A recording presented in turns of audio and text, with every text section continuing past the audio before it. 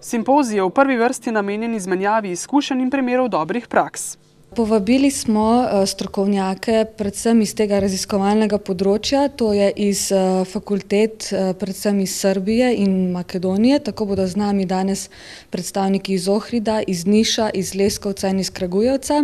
Za namene simpozija so pripravili zbornik s primeri dobre prakse, med njimi je tudi razvoj zidaniškega turizma v Posavju. Poglejte, naši vinogradniki že imajo vložena neka sredstva za delo, ki ga upravljajo v vinogradih. Fajn pa je, da se doda še nekaj novega, to pa je, da se izkoristijo prostori in da se ponudi nov turistični produkt, ki smo ga poimenovali zidaniški turizem. V brežiški občini so zidaniški turizem nadgradili z dežurnimi zidanicami, poudarja tamkajšnji župan.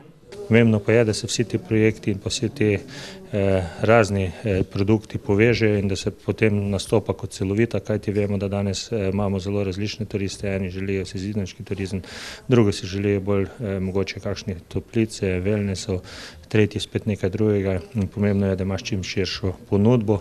Simpozij je sicer včeraj in danes potekal v Brežicah, jutri pa se udeleženci selijo v Logarsko dolino.